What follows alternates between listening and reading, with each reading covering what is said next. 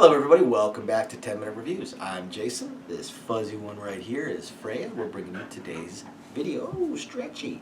She's a stretchy puppy. Now she's longer. Please hit the like and subscribe buttons, guys. We really appreciate all that support. We just want to keep bringing you guys books and authors, fun things to read, keep yourselves entertained. That's what we're here for. We're going to do this no matter what, but the support definitely means a lot to us, especially thank you to our patrons. So for today, I want to talk about a book and a series that we've talked about in the past, or an author and a series we've talked about in the past. I want to talk about the next book, the most recent book. I want to talk about Eric Vall and his book, his series Lottery King, book 5. Lottery King, number 5. So I'm not going to do the usual 4 categories that I do because I've already done this in the past. I just want to talk about the book itself. And there's a lot of things going on with this book. Again, his writing style, it's fun. It's a lot of fun.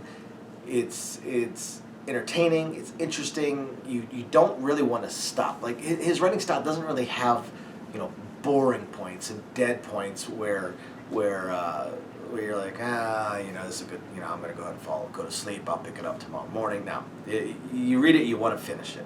Definitely want to finish it. There are a lot of adult elements within it. I mean, it is within the harem-lit genre, along with being fantasy genre. And I will say there's, again, a lot. And they're fairly long. But if you were to take these out of the book, you would have a fantastic, entertaining fantasy novel that all the mainstream fantasy fans out there would absolutely love. So the ones that avoid the harem-lit subgenre of books just because of that, they're missing out on some fantastic writing. Absolutely fantastic writing. With the Lottery King books, because there's just so much of them, I do tend to skip past it, which is usually 4 or 5 pages to skip, at least on the Kindle. I'm old, so my eyes, I have larger print. For all I know, it could just be a page I'm skipping through. But the overall plot of the book itself, pretty awesome.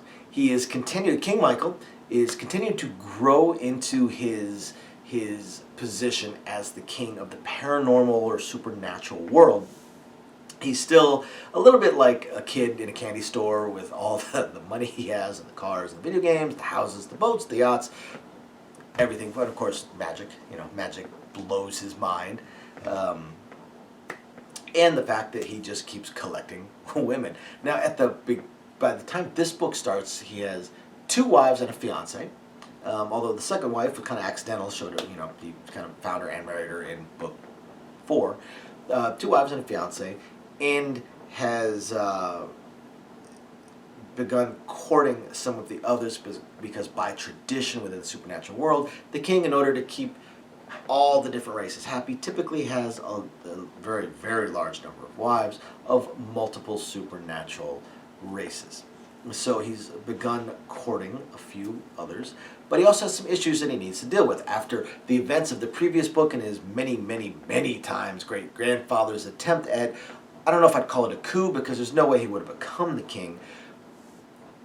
Maybe a military, still not a coup. I don't know exactly what I'd call it, but an attempt to discredit and take Michael out and most of Florida.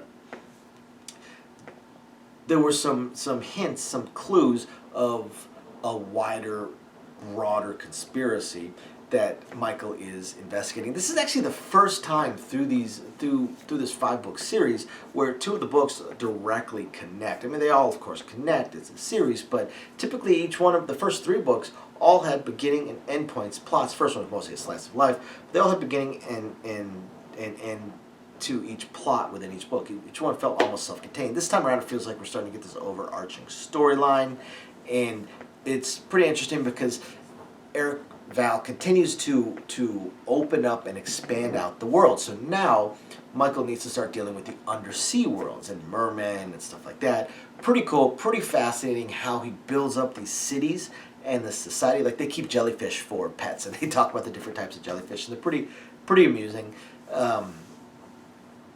We have a kraken and bubble buildings. It's just the scene where just the part where he just goes out for lunch while he's in an underground or an undersea city, miles down, in the ocean under many tons of pressure, and goes out for lunch, and instead of seafood gets a burger. It's pretty amusing. It's pretty fascinating. It's pretty funny how things have expanded out.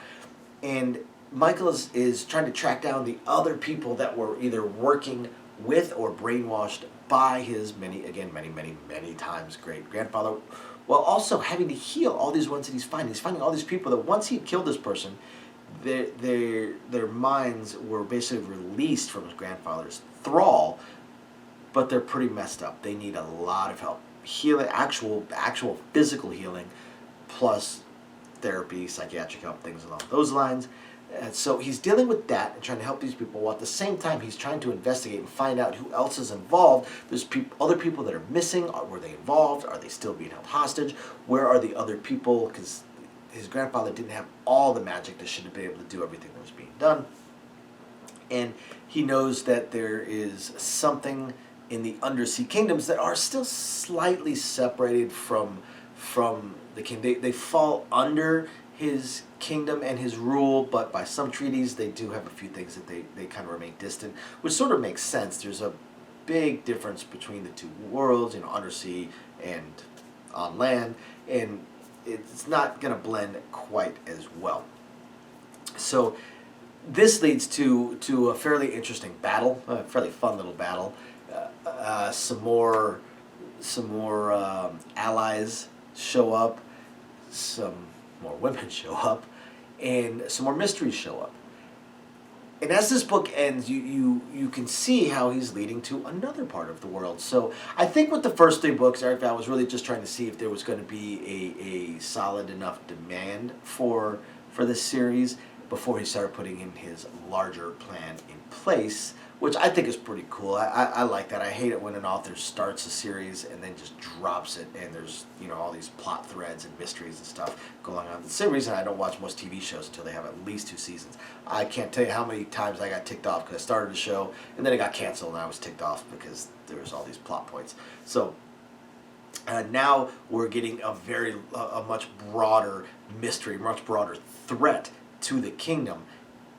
I'm gonna guess here because the book's not out yet, but I'm gonna guess that book. I know where book 6 is going to take place. That's hinted out in book 5, but or not hinted. It's pretty clear.